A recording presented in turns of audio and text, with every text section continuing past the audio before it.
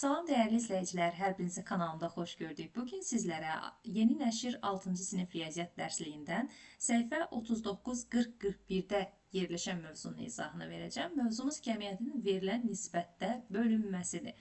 Mövzuya keçməzdən öncə nəzərinizə çatdırmaq istərdim ki, bundan sonra da bu cür video dərslərin davamlı olmasını, tez-tez gəlməsini istəyirsinizsə, kanalıma abunə olmağı, videolarımı bəyənərək mənə dəstək olmağı unutmayın.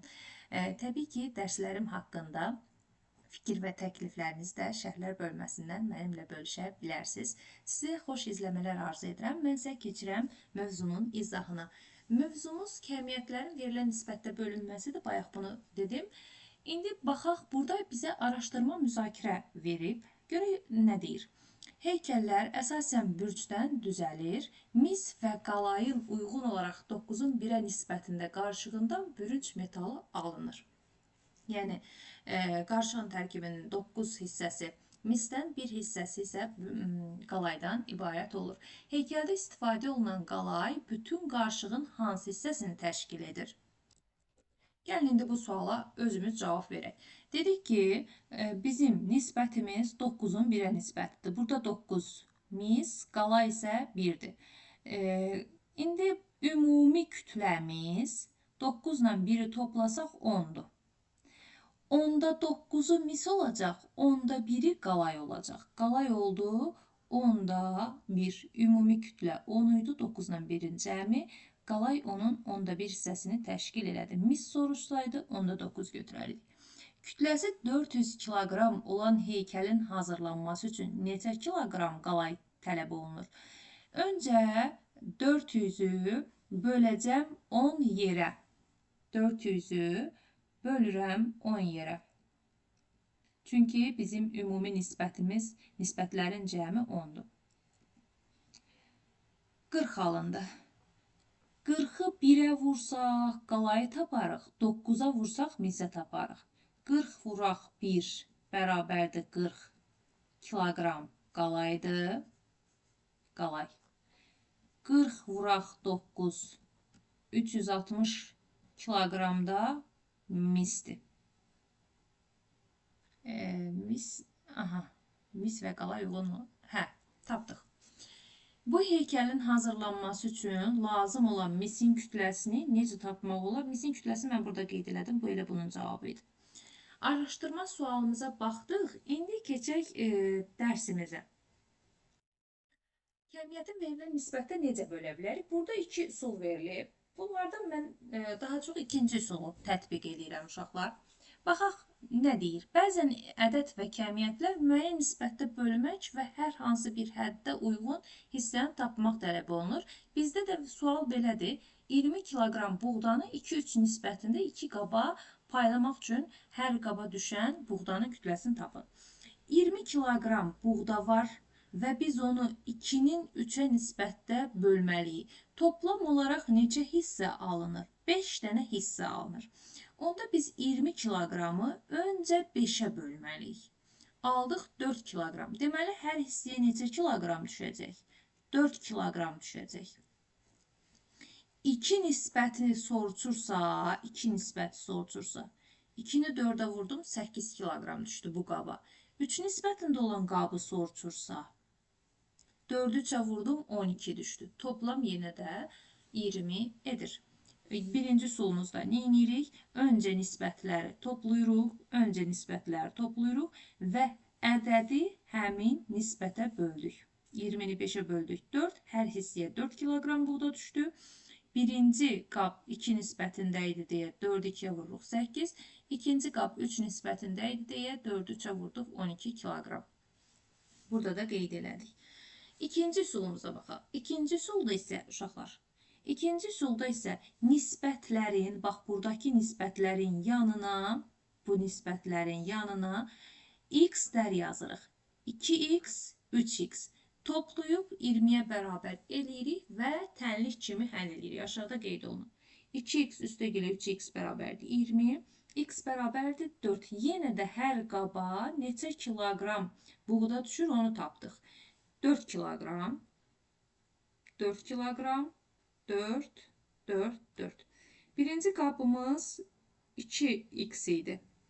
Onda 2-ni 4-ə vurduq, 8 kiloqram düşəcək. İkinci qabımız isə 3x-dən ibarətdir.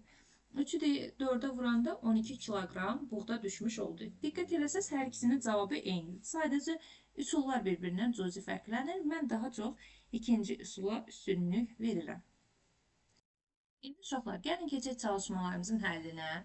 Birinci çalışmada AB parçası bərabər hissələrə bölünmüşdür. Bu parçanı verilmiş nisbətdə bölən nöqtələri müəyyən edin. Başlayaq həllinə. Hər bir nisbət nəyi ifadə edir, onu qeyd edəcəyik. A bəndində 1-in 7-yə nisbəti sorulur. Bu parçaların hər biri uşaqlar bərabər uzunluqdadır. Bu 1, bu 2, bu 3, bu 4, bu 5, 6, 7, 8 dənə parça var burada. Biri ifadə edən parçamız AS parçasıdır. Onda birin yerinə nə yazacağım? AS. Böyük hərflərlə. Bölək. 7-nin yerinə nə yazacağım? 1, 2, 3, 4, 5, 6, 7. 7 buradır. Düz A'dan K'ya gəlsək, bu 7-ni ifadə edəcək. AK 7 vahid parçanı ifadə edir. AS'nin AK'ya nisbəti 1-in 7-yə nisbətidir. B bəndinə baxaq. B bəndində 2-nin 6-ya nisbəti sorulur. 2 nəyi ifadə edir? AD'ni. Baxın, AD'nin içində 2 dənə parça var. AD. 6 nəyi ifadə edir? A'dan H-a qədəri. A'dan H-a qədəri. Həqiqətən də sayaq 1, 2, 3, 4, 5, 6. AH-ın içində 6 dənə parça var. AH. Sonra keçək C bəndinə. 3-ün 5-ə nisbəti. 3 nəyi ifadə edir? Gəlin bu xətləri artıq silim. Çünki bizə lazım deyil o xətlər artıq. Hər dəfə qara düşməsin deyə ayrı-ayrıqda çəkək.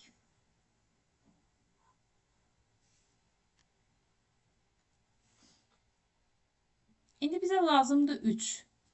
Sayıram. 1, 2, 3. A'dan E'yə gəlmiş oldum. Ox işarəsidir bu. A, E. 3 ifadə edir. Bölək. 5-i nə ifadə edir? 3, 4, 5. A'dan H-a A'dan C'yə gəlsək, bu da 5 ifadə edir. İçində 5 dənə parça var. A, G. Sonra C bəndini yazdıq, D bəndinə baxaq. D bəndində 4-ün 4-ə nisbəti deyir bizə. 4-ün 4-ə. 4 dənə parça hardan hara qədərdir? 1, 2, 3, 4. A'dan F'ə qədər. Elə ikisi də eyni olacaq. AF'in AF'ə nisbəti. Davam eləyək. Keçdik E bəndinə.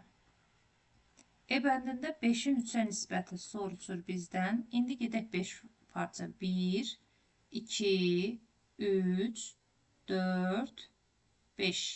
5 deməli AC'dir. AG. 3-ə gedək. A'dan başlayıq. Həmişə A'dan başlayırsınız uşaqlar. Başdan başlamaq lazımdır. A'da başdır. 1, 2, 3. Oldu AE. F bəndinə baxaq. F bəndində 3-ün 1-ə nisbəti. 3 hansı oldu? 1, 2, 3. AE. Başdan başlayırsınız. 1 hansı oldu? AC. Sonra keçək G variantına. 1-in 3-ə nisbəti. 1 AC idi. 3 də AE idi. Bayaq bunun tərsini yazmışdıq burada. Sonra keçək H variantına. H variantında 7-nin 1-ə nisbəti yazılıb. 7 hardan hara qədər idi? 1, 2, 3, 4, 5, 6, 7. K'ya kimi idi. AK. A'dan K'ya kimi 7 vahid parça var. 1 isə AS'dir. Keçdik i variantına. İ variantında 6'nın 2'ye nisbətdir. 6 vahid parça sayaq. 1, 2, 3, 4, 5, 6. H, AH. Bölək 2 vahid parça sayaq. 1, 2, AD. Ümid edirəm ki, bunu başa düşdünüz. İndi isə keçək ikinci çalışmamızın izahına. Sualımızda N nöqtəsi AB parçasını hansı nisbətdə bölür? Əvvəlcə təxmin edin, sonra ölçməklə cavabınızı yoxlayın. İndi əvvəlcə təxmin edək. Təxmini, baxaq, burada bir nöqtə qoyuram uşaqlar. Burada bir nöqtə qoydum. 1, 2, 3 dənə parçaya bölmüş oldu. Və 3 parçadan birincisinə bərabərdir. Onda yazıram N nöqtəsi. N B-yə nisbət N nöqtəsi AB parçasını hansı nisbətdə bölür? 1-in 3-ə nisbətində bölür. Təxmini buradan baxırıq ki, 3 dənə parça alınır. Onu qoy öncə belə şifahi yazaq. Sözlə qeyd edirəm. Burada N nöqtəsi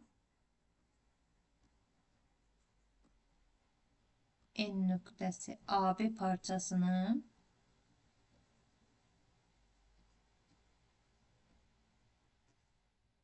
birin 2-yə nisbətdə bölür və toplam olaraq 3 dənə parça alınır. 1, 2, 3 dənə nisbətdə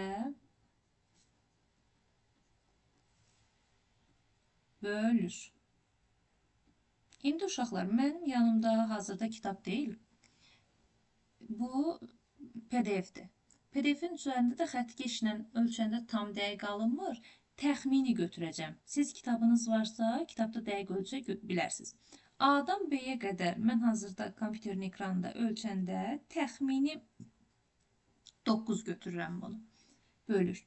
AB təxminən, bu təxmini bərabər demək uşaqlar, dalğalı bərabər. Təxminən 9 sm götürdüm. Əvvəlcə təxmin edin, sonra ölçməklə cavabınızı yoxlayın. Və A-dan N-ə qədər də ölçürəm 3 sm-dir. A-dan N-ə qədər təxmini 3 sm. N-dən B-yə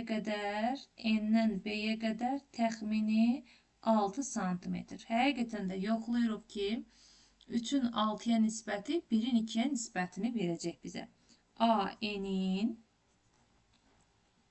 N-B-yə nisbətini yazsaq, 3-ün 6-ya nisbəti, hər ikisi də 3-ə bölündüyündən 1-in 2-yə nisbəti alınır.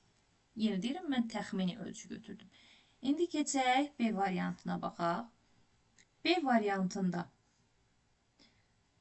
İndi burada bir dənə də nöqtə qoysaq, bir nöqtə burada, bir nöqtə burada. Təxminən 4 dənə parça alınır. 1, 2, 3, 4 dənə parça alınır. Onda N nöqtəsi AB parçasını 3-ün 1-ə nisbətində bölür. N nöqtəsi AB parçasını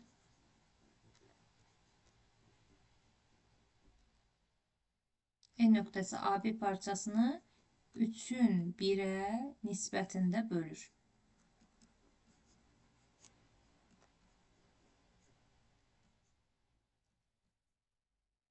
Yəni toplam olaraq 4 dənə parça alınmış oldu.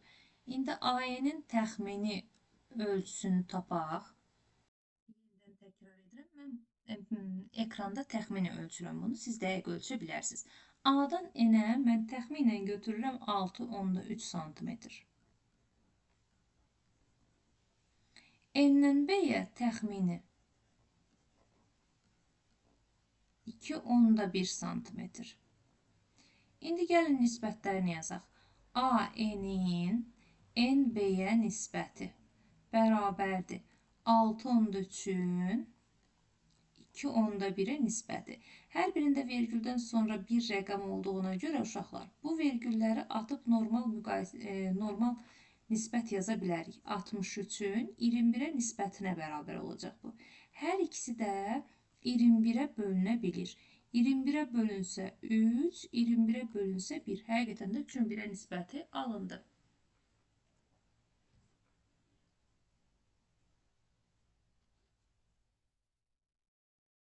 İndi isə keçək 3-cü çalışmanın izahına. Davam edək. 3-cü sualımızda 120 kiloqram unu verilmiş nisbətdə 2 hissəyə ayırın. A bəndindən başlayaq.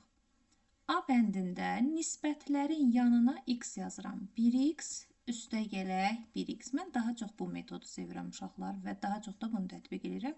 Çünki yuxarı siniflərə gələndə ədədin verilmiş ədədlərlə mütənasib hissələrə bölünməsini bu üsulla işləyəcəyik. Neçə dənə x var burada? 2 dənə x var. Bərabərdir 120-yə. X-i tapmaq üçün bilirəm ki, ədəd və hərfin arasında heç bir işarə yoxdursa, o vuraq başa düşülür uşaqlar. X-i tapmaq üçün 120-ni 2-yə bölürəm. Bölə 2. X bərabər olur 60. Birinci hissəmiz 1x-dir. Birinci hissə. 1x, yəni 1 vuraq 60. Bərabər də 60 kiloqram olacaq. İkinci hissə yenə 1x-dir. 1x. O da bərabərdir 1 vuraq 60, bərabər də 60 kiloqrama bölmüş olduq. 1-in 1-ə nisbətində bölmüş olduq. İndi keçək B bəndinə. B bəndində 2x üstəgələk 3x yazacağım. Çünki 2-nin 3-ə nisbətində deyir. Bərabərdir 120-yə. 5x bərabərdir 120. X də bərabərdir. 120-ni 5-ə bölürəm. 24. Birinci hissə Rum rəqəmindən yazdım. Birinci hissəni tapmaq üçün x-i 2-yə vurmalıyam. Baxın, burada x-i 2-yə vurmalıyam.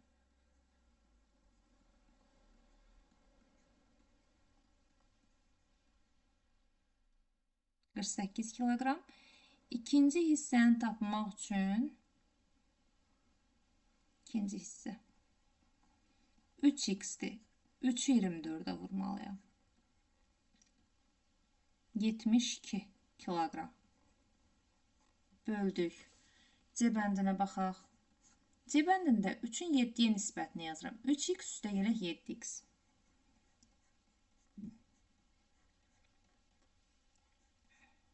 Toplam 10x eləyir. 120-ni də 10 yerə böləndə düşəcək 10. Daha doğrusu 12.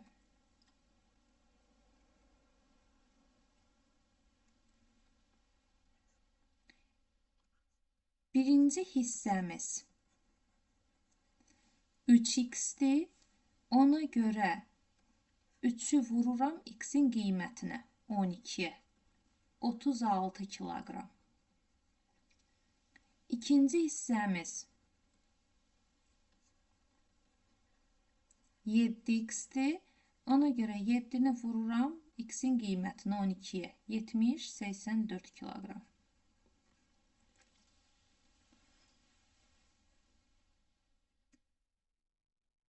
İndi keçirik D bəndinə. D bəndinə keçmək üçün uşaqlar, mən öncə lövhəni təmizləyəcəm. Yəqin ki, bu ABC bəndini artıq başa düşdünüz. D bəndində 5-in 1-ə nisbətində bölməliyik. D bəndi. 5x üstəgələk 1x bərabərdir 120-yə. 6x bərabərdir 120. 120-ni də 6 yerə bölsək, x 20 alınır. Birinci hissə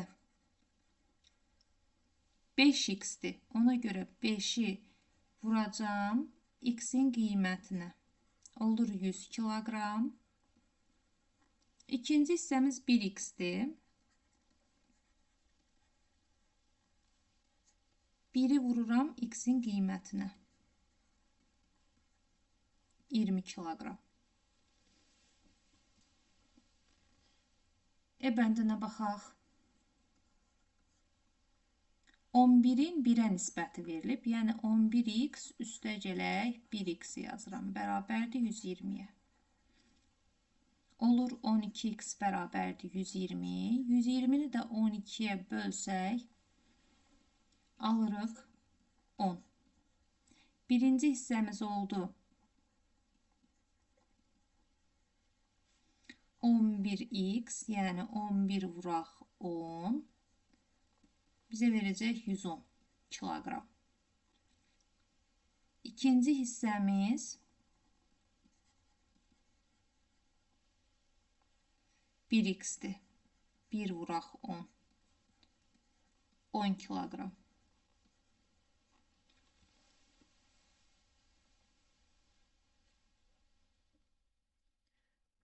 Sonra keçək bəndini yazdıq F bəndinə. 7-nin 8-ə nisbəti deyil. 7x üstəgələk 8x bərabərdir 120-yə. 15x bərabərdir 120-yə. X-i də taparkən 120-ni bölürəm 15-ə.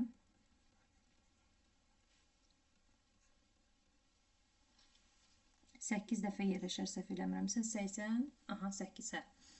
Birinci hissəmiz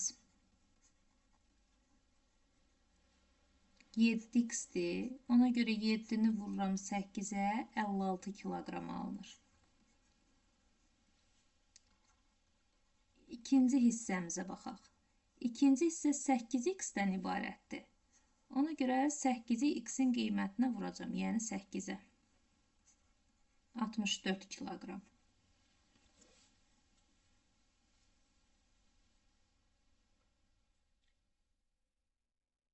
İndi uşaqlar, keçək G variantına. Yenidən lövhəmizi təmizləmək olacaq.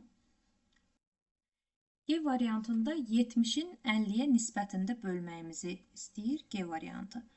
70x üstəgələk 50x bərabərdir 120-yə. Toplayanda 70 ilə 50-ni 120x bərabərdir 120-yə. X-i də tapmaq üçün 120-ni 120-yə bölsək, alırıq 1. Birinci hissəmiz 70x idi. Ona görə 70-i x-in qiymətinə, yəni 1-ə vururam, 70 kiloqram alınır. İkinci hissəmiz 50x idi. Yəni 50-ni vuracam x-in qiymətinə, 1-ə. O da alınacaq 50 kiloqram. Beləliklə, 3-cü çalışmamızın izahını sizə göstərdim. İndi isə keçək 4-cü çalışmanın izahına. 4-cü sualımızda 100 manat pulu verilmiş nisbətdə 2 usta arasında bölün. Yenə də bayaqki sual kimi həll edirik, elə 3-cü çalışma kimi. A bəndində 2 usta var. Birincisinə 3 nisbətində, ikincisinə 2 nisbətində verməliyik pulları. 3x üstəgələk 2x bərabərdir 100. 5x bərabərdir 100-ə. İndi uşaqlar, x-i tapmaq üçün 100-ü 5-ə bölməliyəm. Olur 20. Birinci usta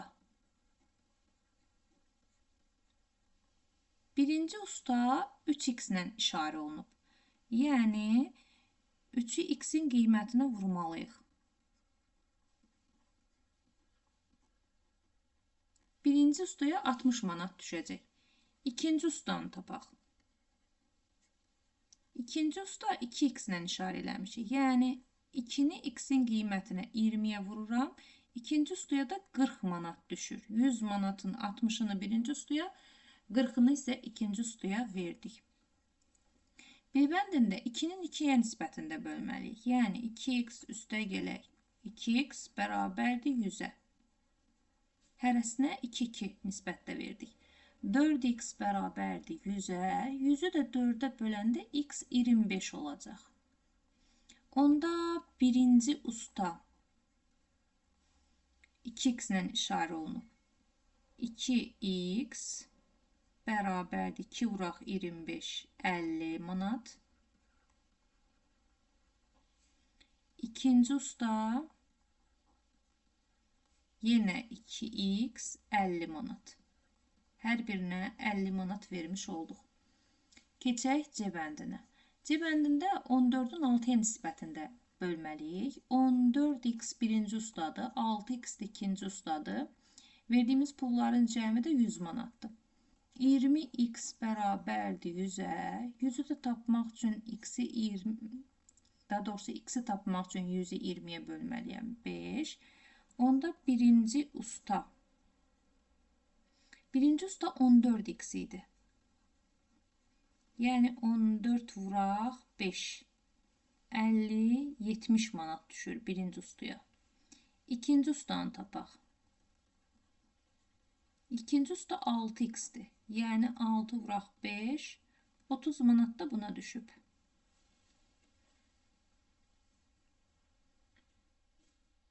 İndi uşaqlar keçək D variantına. D variantında 3-ün 7-yə nisbətində bölməliyik. 3x üstə gələk 7x bərabərdir 100 manat. Birinci ustanı 3x ilə işarə elədik. İkinci ustanı da 7x ilə. Toplam 10x bərabərdir 100-ə. X də bərabərdir 100-ü 10-a bölsək 10 alınır. Birinci ustanı işarə eləmişik 3x ilə. Yəni 3 vuraq 10, 30 manat birinci usta götürdü.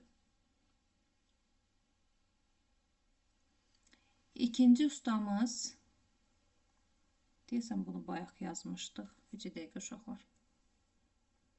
Eybi yox da yazsaq da yadımdan çıxdı, təkrar yazdım, heç nə olmaz. İkinci usta. İkinci ustanı 7x ilə işarə eləmişik. 7 vuraq 10, bu da 70 manat götürmüş oldu. Eybi yox, təkrar izah elədim. D variantını dedik, E variantına baxaq.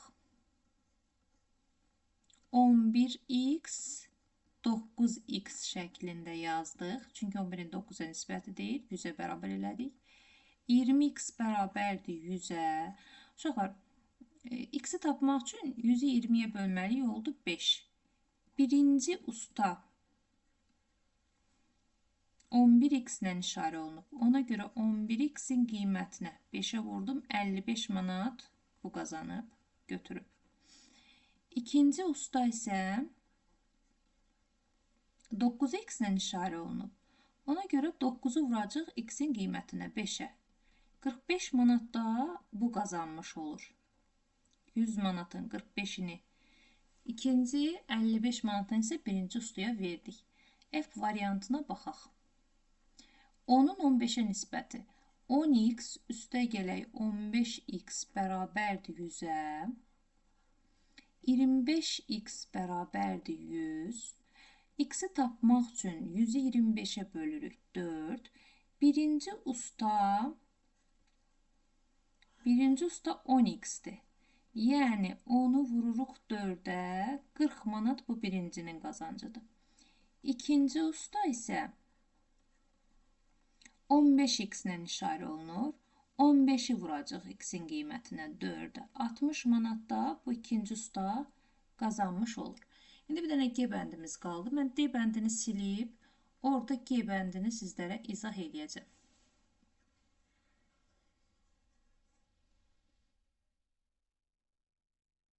G bəndində burada izah edirəm uşaqlar. G bəndi. 13-ün 12-yə nisbəti verilib. 13x üstə gələk 12x bərabərdir 100-ə. 25x bərabərdir 100-ə. X-i də tapmaq üçün 100-ü böldük 25-ə. Elədi 4. Birinci usta 13x ilə işarə olunub. Ona görə 13-ü vururam 4-ə. 40, 12, 52 manat. Bu birincinin qazancı. İkinci usta 12x ilə işarə olunub. Ona görə 12-ni vururam 4-ə, 48 manat da ikincinin qazancıdır. Yenə toplam 100 manat eləyir.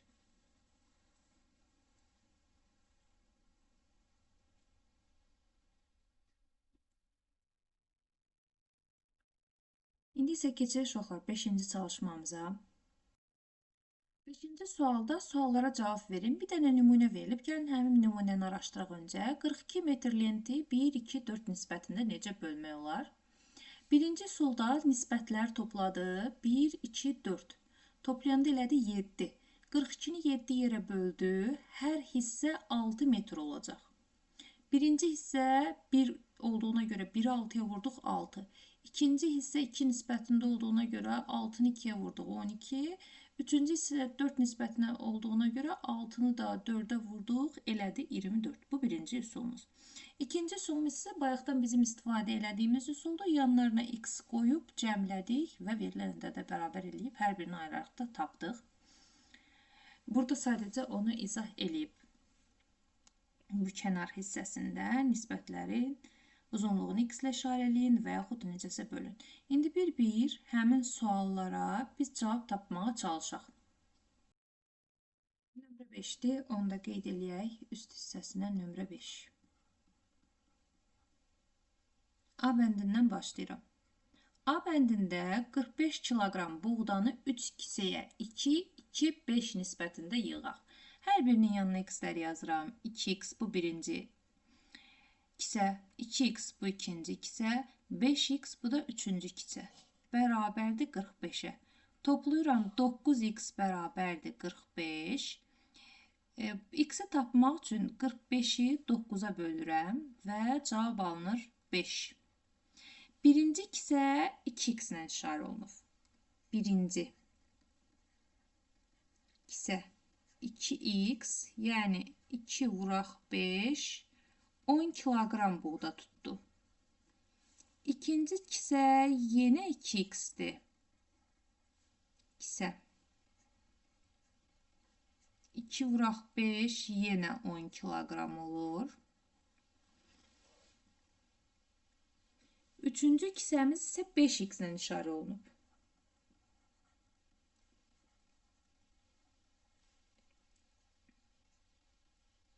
Beş vuraq 5 elədi 25 kiloqram.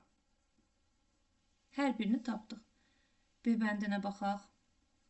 80 litr südü 3 bidona 2, 4, 2 nisbətində ayıraq.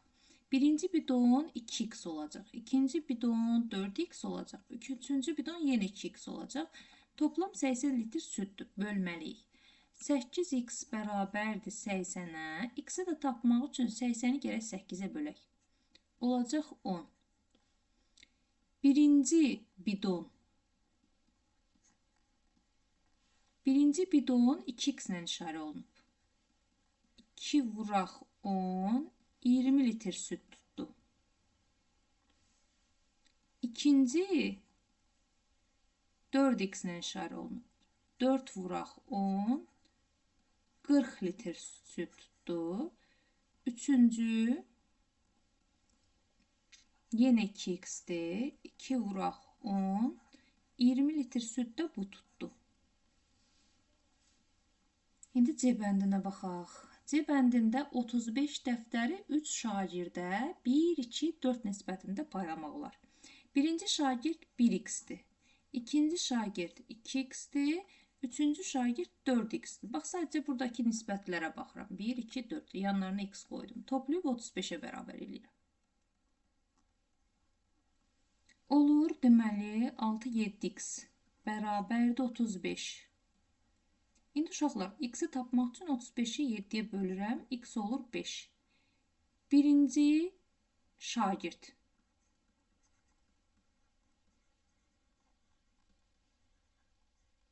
Birinci şagirdi işarələmişik 1x-lə. Yəni 1 vuraq 5, 5 dəftər.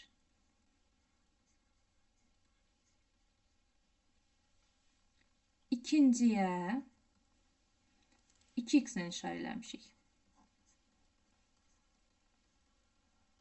10 dəftər. Üçüncü şagirdə 4x-lə işarə eləmişik. 4x, 4 vuraq 5, 20 dəftər.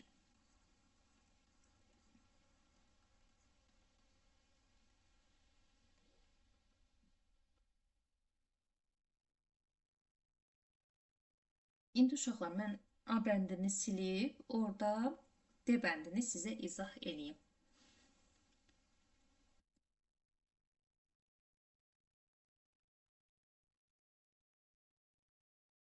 Sadəcə A bəndini silirəm, çünki onu daha öncə yazmışdım. Yəqin ki, artıq başa düşmüsünüz.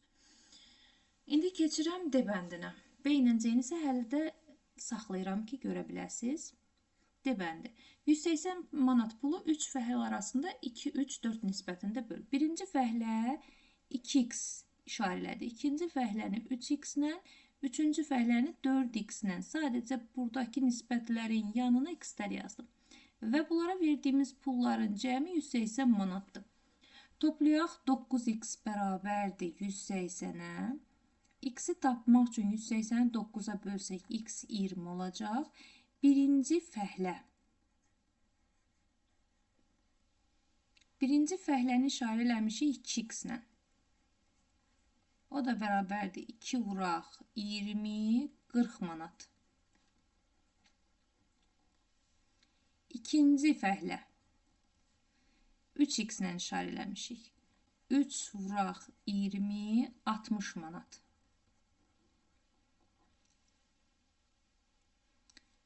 Üçüncü fəhlə 4x ilə işarə eləmişik. 4 vuraq 20 bərabərdir 80 manat.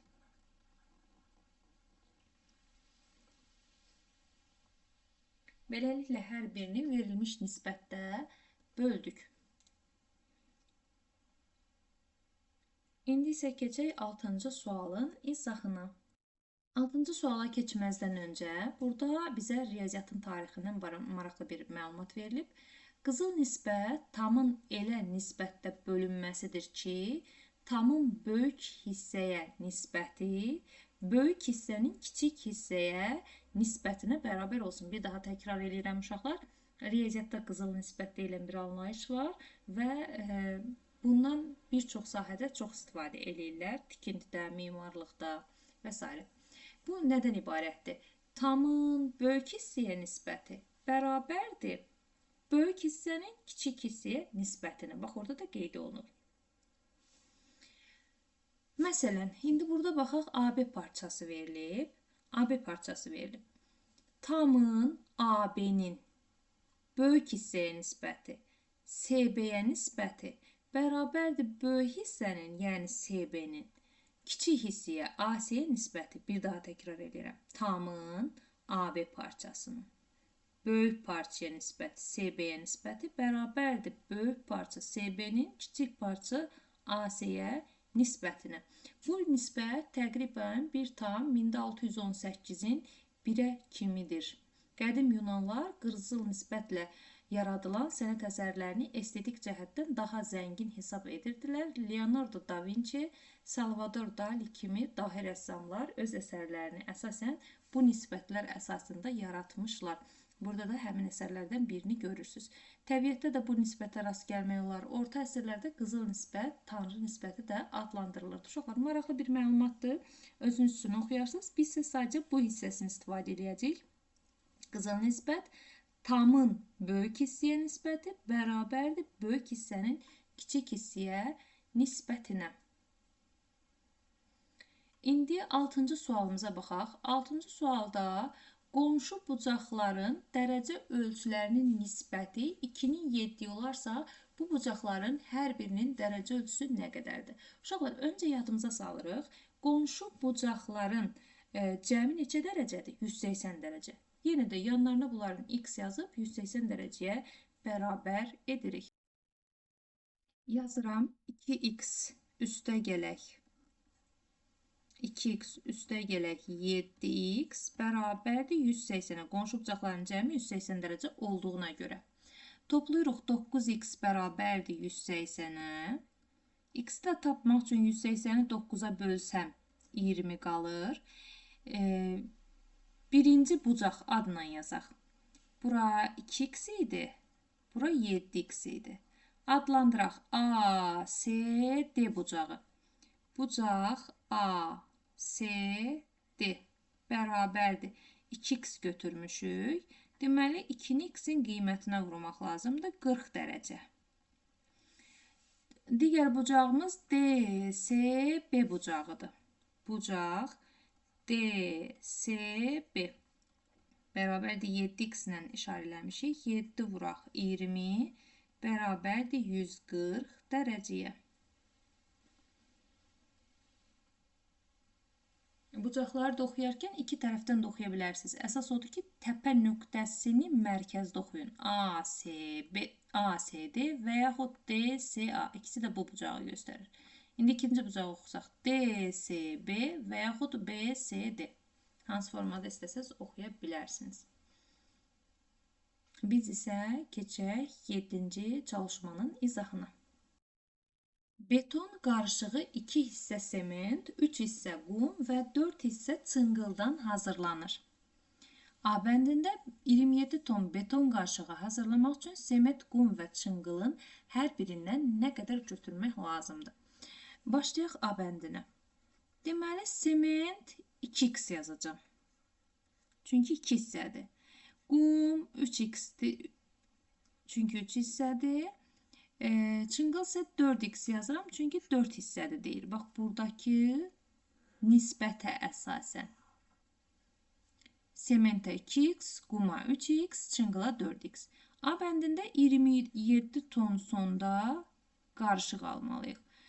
Toplayaq bunu, eləyəcək 7, 9x bərabərdir 27-yə. X-i tapmaq üçün 27-ni 9-a bölürük 3. Sementi tapaq. Sement. Sement uşaqlar işarə eləmişik 2x ilə. Onda 2-ni x-in qiymətinə vururuq 6 ton. Tərkibdə 6 ton sement var. Qum 3 hissədir. Qum 3x-dir. 3 vuraq x-in qiymətinə 3-ə. 9 ton da qum gedib içərisinə. Çınqıl isə 4 hissədir. Çınqıl. 4x ilə işarə eləmişik. 4 vuraq x-in qiyməti 3, 12 ton. Hər birinin neçə ton olduğunu yazdıq. B bəndinə baxaq. 4 ton sementdən neçə ton beton qarışığı alınır?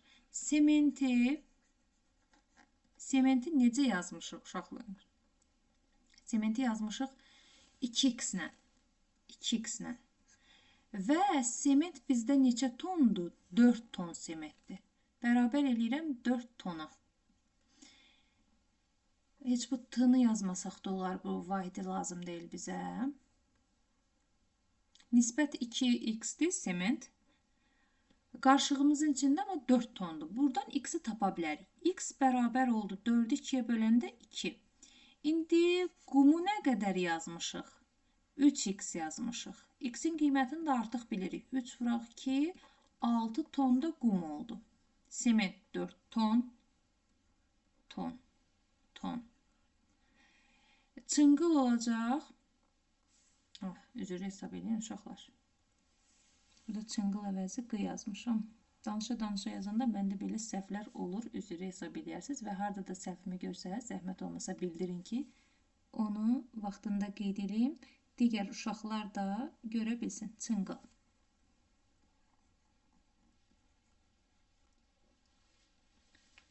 Aha, çınqıl. Özdə ç hərfidir. Mənim nəsə bu yazı yazmaqla heç xoşum gəlmir. Yazanda da mütləq hansısa hərfi səhv edirəm. Çınqıl. Çınqıl uşaqlar 4x götürmüşük. 4x bərabərdir. X-in qiymətini də artıq tapmışıq da 2-dir. Buranda 8 ton. İndi görək cəmi neçə ton beton alınır? Beton. Beton almaq üçün 4 ton simit götürdük. 6 ton qum götürdük. 8 ton da çınqıl götürdük. Toplam 18 ton beton alınmış oldu.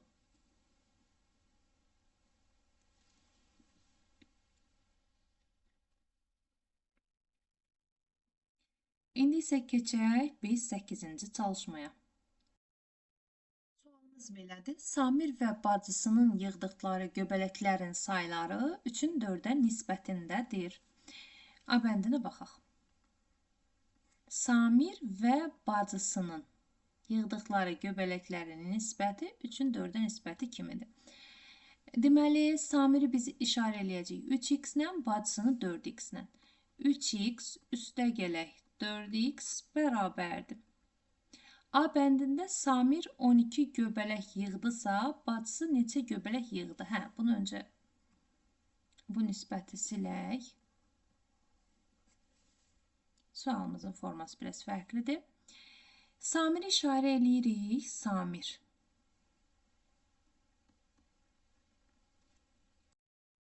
Samiri işarə eləyirəm 3x ilə. 3x ilə. Bacısı da olacaq 4x.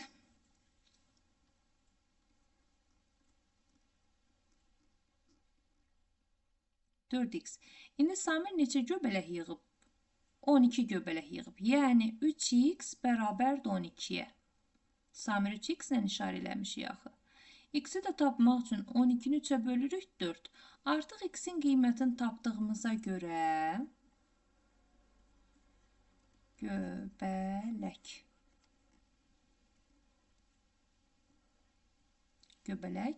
Bacısını da tapa bilərik. 4 vuraq 4, 16 göbələk.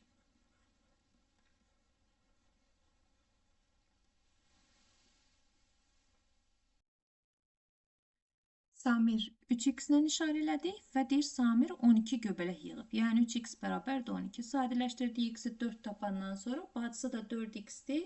4-də 4-ə vurduq. 16 göbələk də bacısı yığmış olur. B bəndinə baxaq. Cəmi 42 göbələk yığılırsa, uşaqların hər biri neçə göbələk yığıb? Samiri işarə eləmişik 3x ilə. Bacısını işarə eləmişik 4x ilə. Bunların yığdığı göbələklərin cəmi sayı bərabər olacaq 42-yə. 7x bərabərdir 42-yə. X-i də tapmaq üçün 42-ni bölürəm 7-yə, eləyir 6. Samiri tapaq. Samir.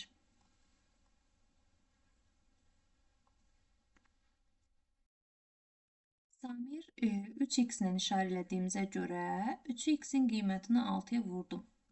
Elədi 18 göbələk.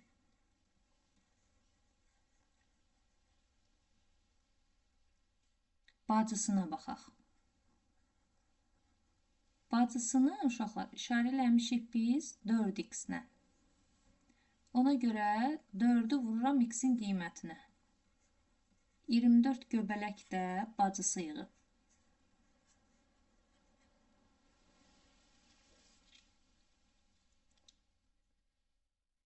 İndi isə keçək 9-cu çalışmaya.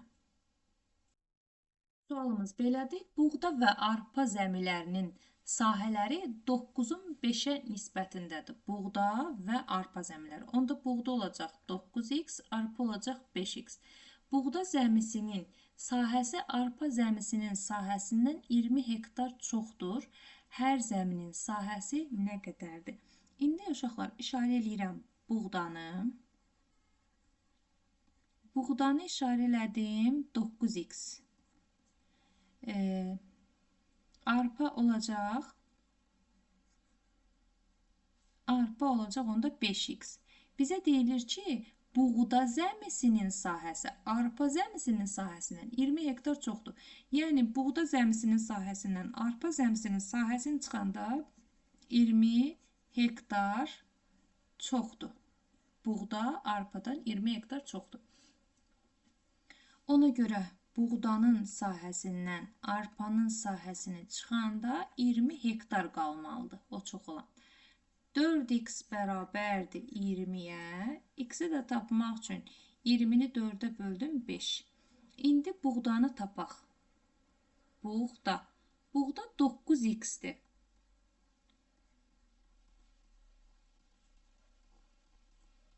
%45 hektar. Budur. Arpanı tapmaq üçün 45-dən 20 hektar çıxarıq.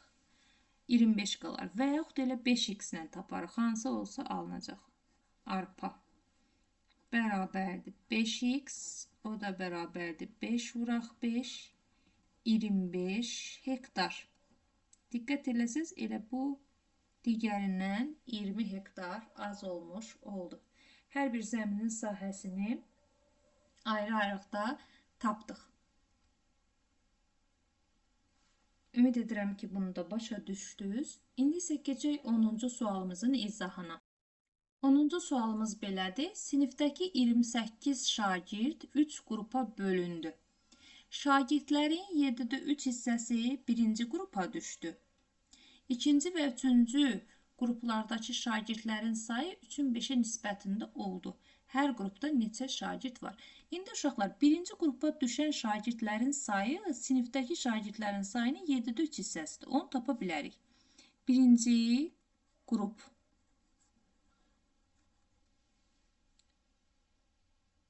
Birinci qrupda olan şagirdlərin sayını tapmaq üçün 28-in 7-də 3 hissəsini tapmalıyıq. Ədədin hissəsini tapanda ədədi hissə göstəricinə vururuq. 28 də 7-yə bölünsə, 7-yə ixtisar getsəm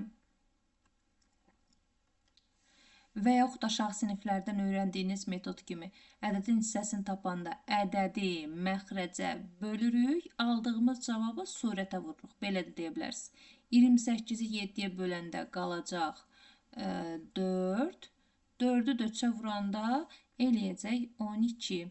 Ən aşağı sinifdə bu metodu keçmişsiniz. 12 şagird. Yuxarı siniflərdə isə biz ədədin hissəsini tapanda ədədi hissə göstəricinə vururuq. Yenə də məxrəcə ixtisar gedir və surətə vurulur. Eyni metoddur uşaqlar. 28 şagirddən 12 şagirdini çıxıram. 28 nəfərdir, 12 şagird birinci qrupa düşdü. Yerdə qaldı 16 şagird. Bax, bu 16 şagird ikinci və üçüncü qrupa düşəcək, bölünəcək. Onda ikinci və üçüncü qrupa düşən şagirdlərin nisbəti 3-ün 5-ə kimidir. Yazıram 3x üstə gələk 5x bərabərdir bu yerdə qalan 16 şagirdə. 8x bərabərdir 16-ya, x də bərabərdir 16-nı 8-ə böləndə 2. Onda ikinci qrupda İkinci qrupu işarələmişik 3x-lə. 3x bərabərdir 3 vuraq 2, 6 şagird olacaq. Üçüncü qrupda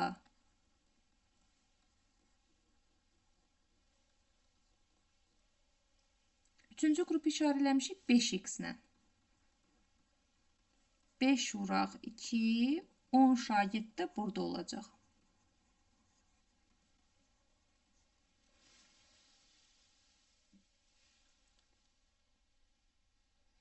Birinci qrupda oldu 12 şagird, ikinci qrupda 6, üçüncü qrupda 10 dənə şagird oldu. Hər bir qrupda neçə şagird olduğunu ayrı-ayrıqda hesablamış olduq. Gəlin indi isə keçək 11-ci sualımıza. Sual belədir. Üçbucağın tərəfləri 3, 4, 5 nisbətindədir. Böyük tərəf kiçik tərəfdən 4 cm uzun olarsa üçbucağın perimetrini tapın. Tərəflərdən birini götürürəm 3x, o birisini götürürəm 4x, o birisini götürürəm 5x. Aydın məsələdir ki, böyük tərəf 5x-dir, kiçik tərəf isə 3x-dir. Burada bizə deyilir ki, böyük tərəf kiçik tərəfdən 4 cm uzundur. Yəni, böyük tərəfdən kiçik tərəfi çıxsaq 4 cm alınacaq. Və yaxud kiçik tərəfin üstünə 4 cm gəlsək, böyük tərəf alınacaq. 2x bərabərdir 4-ə, x də bərabər 4-ü 2-yə böldük 2. Onda tərəfləri tapaq. Birinci tərəf 4x yazmışıq. 4 vuraq 2, 8 eləyəcək santimetr. İkinci tərəf İkinci tərəfi 3x ilə yazmışam. 3 vuraq 2, 6 santimetr eləyəcək. Üçüncü tərəf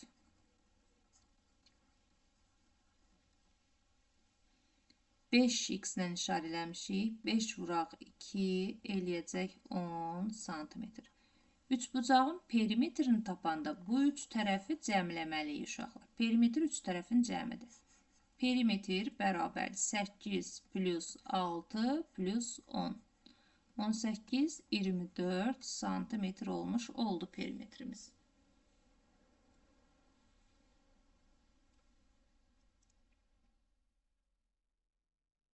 İndi isə keçək 12-ci sualımızın izahına. Sual belədir. Anar lenti 2, 3, 8 nisbətində 3 hissəyə böldü. Kiçik hissəmiz olacaq 2x. Biraz ondan böyük olan ortancı hissə olacaq 3x. Böyük hissədə olacaq 8x. Kiçik hissənin uzunluğu 12 santimetr olarsa, yazıram kiçik hissə.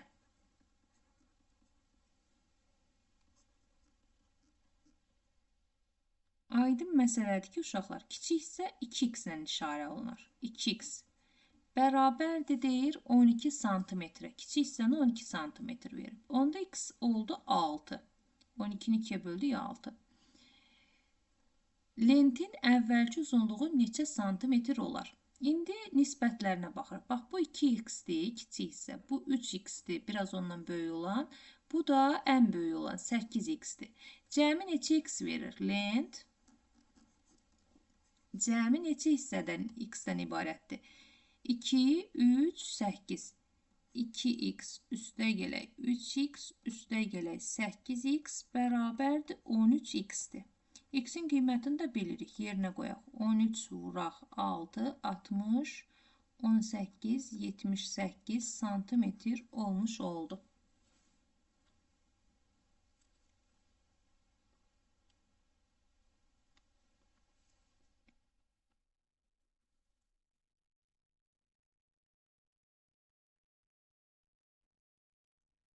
İndi isə uşaqlar, keçək 13-cü suala. Sual belədir. Quşçuluq fermasında saxlanılan qaz və ördəklərin sayı 1-in 2-yə nisbətindədir. Onda biz qazı götürürük 1x, ördəkləri götürürük 2x. Ördək və toyuqların sayı isə 4-ün 5-ə nisbətindədir. Fermadakı qaz, ördək və toyuqların ümumi sayı 1320-yə bərabərdir. Fermada neçə qaz, neçə ördək, neçə toyuq var? İndi o nisbətləri yazıram burada. Qaz ördək nisbəti. Qaz ördək nisbəti 1-in 2-yə kimidir. Qaz ördək nisbəti 1-in 2-yə kimidir. Sonra ördək toyuq nisbəti isə, onu da burada yazım. Ördək toyuq nisbəti. Bu isə 4-ün 5-ə kimidir. İndi uşaqlar, diqqət eləyək. Burada 1-in 2-yədir, burada isə 4-ün 5-ədir. Ördəklərin sayına baxaq. Ördəyi burada götürmüşük 2, burada isə ördəyi götürmüşük 4. Gəlin onları bərabərləşdirək. 2-ni 4-ə gətirmək üçün bu nisbətin hər tərəfini 2-yə vururam. Olur 2-nin 4-ə nisbəti. Bax, bununla gedəcəm. Onda qaz olacaq 2x, qaz 2x, ördək bərabərləşdirmək üçün elədim. Çünki ördək burada 2, burada 4 ola bilməzdi. Hamısını oxşatdım bir-birinə. Ördək oldu, deməli 4x, toyuq da olacaq 5x. Bir daha izah edirəm onu. Bu nisbətlərə ayrı-ayrıqda yazdıq. Qazın ördəyə nisbəti 1-in 2-dir. Ördəyin toyuğa nisbəti 4-ün 5-dir. Nətər oldu? Ördək burada 2-dir. Qoy onu qırmızı ilə göstərim uşaqlar. Ördək burada 2-dir, ördəyin sayı. Burada isə ördəyin sayı 4-dür. Bunu ayrı-ayrıqda belə yaza bilmərik. Bu qarışıqlıq yaradar. Ona görə də biz o nisbətləri bərabərləşdirməyə çalışdıq ki, 2-ni necə eləyim ki, 4-ə bərabər olsun. Buna görə bu nisbətin hər tərəfini 2-yə vurdum. 1-i də 2-yə vurdum, 2-ni də 2-yə vurdum. Və nisbət bərabərləşdi. Artıq əsas nisbətimiz oldu, bax, bu nisbət. Qaz 2x, ördək 4x, ördək 4x, toyuq 5x. Və bunların hamısının cəmi bizə neçə verəcək? 1320. 1320 verəcək. Cəmləyək. 2x, 4x, 5x toplam eləyir 11x. 11x bərabərdir 1320-yə. X-i də tapmaq üçün 1320-ni 11-ə bölürəm. 1 dəfə, 2 dəfə, 0, 120. İndi qazı, toyuğu, ördəyi tapaq. Qaz 2x-dir. O da bərabərdir. 2 vuraq 120. Elədi 240 dənə. Ördək. Ördək. Neçə x yazmışıq ördəyi? 4x yazmışıq. 4 vuraq 120. Eləyəcək 480 dənə də ördək var. Toyuğu tapaq. Toyuq da 5x-dir. 5 vuraq 120. Eləyəcək 600 dənə də toyuq var.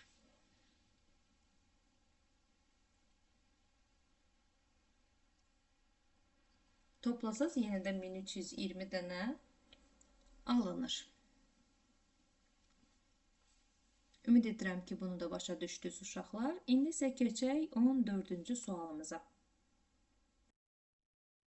Sual belədir. Kişmişin 1 kiloqramı 6 manata, ərik qurusunun 1 kiloqramı isə 12 manata satılır. Kişmiş və ərik qurusu 3-ün 2-yə nisbətində qarışdırılmışdır. Bu qarışığın 1 kiloqramı neçə manatdır? İndi uşaqlar,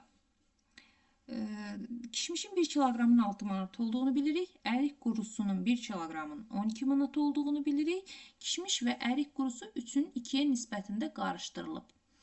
3-ün 2-yə nisbətində qarışdırılıb. Bu qarışığın 1 kiloqramı neçə manatdır? İndi qarışığımızın tərkibində kişmişi 3x ilə işarə edirik.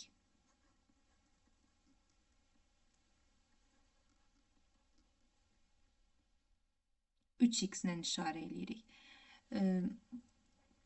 Ərik qurusunu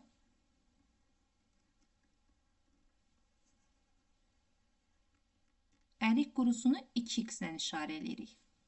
Bu qarışıqdan da bizə lazımdır 1 kiloqramı neçə manata başa gəlir. İndi uşaqlar nə edə bilərik? 3x, 2x. Bunları qarışdıranda biz 1 kiloqram almalıyıq. 1 kiloqram. 1 kiloqramı da qrama çevirirəm. 1000 qram olsun. 1000 qram. Toplam 3x üstə gələk 2x bərabərdir 1000 qram götürürəm. Çünki bizə 1 kiloqramlıq lazımdır. 5x bərabərdir 1000-ə. X də bərabərdir 1000-i 5-ə böləndə 200 alındı. İndi baxaq görək kişmiş neçə qram götürməliyik? Kişmiş 3x 3 vuraq 200 600 qram kişmiş götürməliyik uşaqlar biz. 600 qram kişmiş götürməliyik. Ərik qurusu ərik qurusu isə 2x yazmışıq. Yəni 2 vuraq 200. Bu da bərabərdir 400 qram da ərik qurusu lazımdır tərkibinə. İndi kiloqrama çevirək bunu. 600 qramımız 0,6 kiloqram eləyir. Niyə? Çünki 1 kiloqramımız 1000 qramdırsa 600 qram 1000-də 600 o da ixtisar gedəcək 16 kiloqram eləyəcək. 400 qramımız isə 1000-də 400 ixtisar gedir 100-ə 0,4 kiloqram da bu eləyir. Qiymətlərini hesablayaq. 1 kiloqram kişmişin qiyməti 6 manatdır. 0,6 kiloqramı tapmaq üçün 6-ya vururam. Vuraq 6. 6 və 6 36 3 yadda, 6 və 0 0 3 də yaddaydı. 3,6 manat. Yəni 3 manat 60 qəpik. Bu ərik qurusuna verdiyimiz puldur. Daha doğrusu kişmişə verdiyimiz puldur. Ərik qurusunu 0,4 vuraq. Ərik qurusunun 1 kiloqramı 12 manatdırsa 12-yə vururuq. Eləyəcək deməli 4,8 manat. 4 manat 80 qəpik də bu elədi. İndi uşaqlar cəmi nə qədər verilib onu hesablayaq. Cəmi 3,6 üstə gələk 4,8. Tamla tamı kəsirlə kəsir toplayım. 6 ilə 8 14 bir yadda 4 4 8 manat. Yəni 8 manat 40 qəpik. Ümumi bu qarşıma pul vermiş olduq.